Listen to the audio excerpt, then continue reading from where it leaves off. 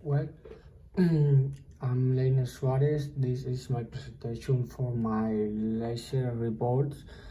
So I was supposed to take as a topic, the main topic, ion lasers, but I decided to take argon laser instead because after research I found out that argon lasers are mostly common. They frequently use much more than the other ion lasers. So what we see here in the left is the actual argon laser mechanism. So let's go ahead with the introductions. We can I would like that you know that the argon laser was discovered by William B. Bridge in 1964. That laser was not perfect, but it could produce output at several visible and UV wavelengths. This was not working properly, but was considered the first ion lasers. So to talk about argon laser, we have to talk about the core of the argon laser. What we use as core is an argon filled tube, as we see in the screen right now. Here, it got like two mirrors, as we can see. The core is composed by argon filled gas inside of that. So it's important to know that the outer wall of this is water cooled. Some small argon ion lasers, so a small power argon ion laser can be cooled by air, but mostly all of them are cooled by water. We use the resistor window, and this ion laser work by the gas discharge between the anode and the cathode. I'm gonna show you later a little bit more about this. So just to let you know that more modern design have the return path integrated in this tube. So another important thing about the argon laser is the wavelength selection. This laser can be switched in different wavelengths like blue, blue-green, ultraviolet, only by changing the prints here that we see. An important thing about it is that in this picture we see a green light, and I want to point out that we see green because the highest output power is achieved on the standard 514.5 nanometers. This belongs to the green visible spectrum. So this is the laser mechanism as a whole. This is the water-cooled ceramic tube that I was talking before. We have the cathode and the anode. So the electronic discharge happen here. That's why we have the electromagnetic sword to help them. But usually in operation, the gas depleted during the operation. So we need some higher temperature ceramic tungsten. That it is what we see implemented here. So we can get that as a solution of the waste that we suffer because of the gas depleting.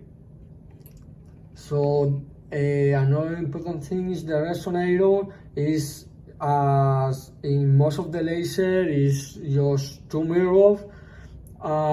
Actually the radio mode of the mirror match with the diameter of the plasma, the gas plasma that is inside the discharge tube. So this laser have advantage and disadvantage.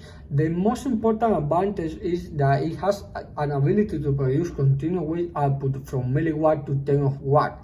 That make it very positive to this laser. Also the gain is quite high, it's 10 decibel per meter, and the wave selection, as I told you before, is quite good. You can take blue, ultraviolet, blue-green, green, so you have a a wide spectrum to choose. We got some disadvantage, that is the high level of consumption.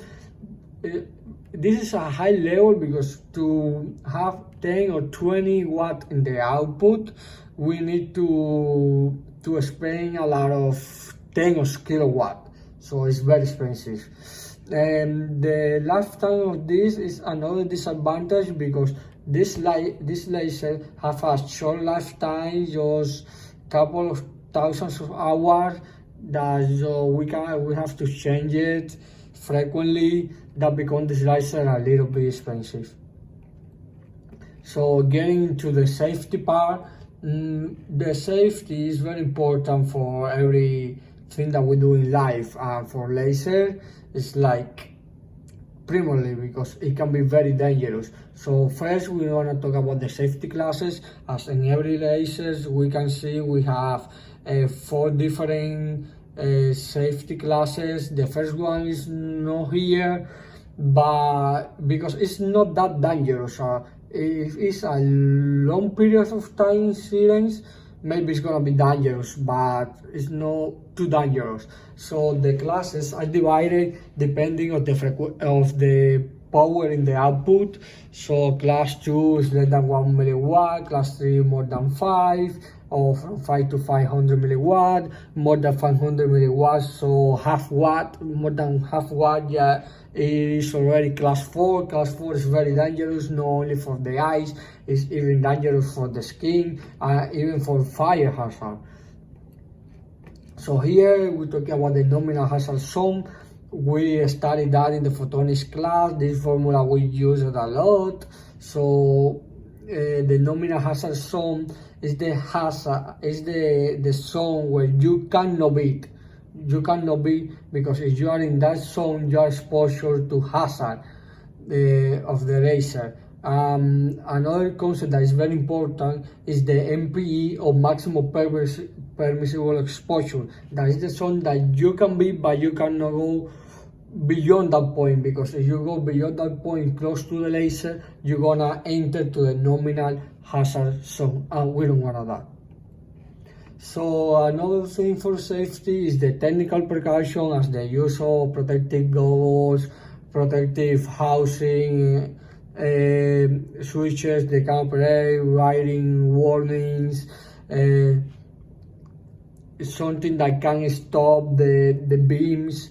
So we also have non-technical measures that it is more about the knowledge of the people who is working with that, and the knowledge of the client, of the customer. For laser, this ion laser in specific have so many applications, so I just decided to point out some of these in the PowerPoint, but I decided to show some of them, like I show you pictures of some of them in the next slide. This is for medicine. This is for the eye treatment, eye retina treatment. This is very dangerous, but it's very effective. So people who handle this has to be really careful, and the laser, it has to be very well done, the mechanism. Here we see another application for the laser. This is in forensics, like for policemen, for investigative, for forensics. And this is only a picture about ion laser, but I want to show up just this symbol around here. That means that the yellow means that you need to have precaution because laser is close, or you are inside a zone that is affected by lasers. Here some is other application of argon laser. It can be used for Raman spectroscopy, and also it can be used for holography.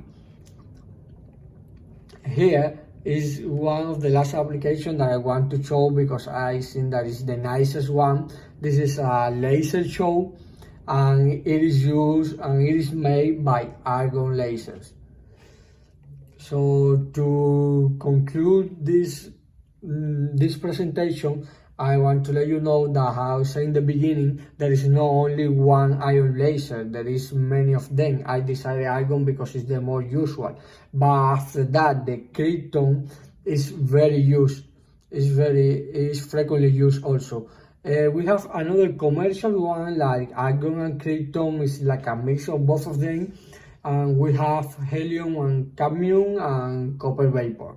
Well, this was my presentation. I hope you enjoy it, and you learn something new about it, something new about the Argon lasers. So have a good day. Thank you.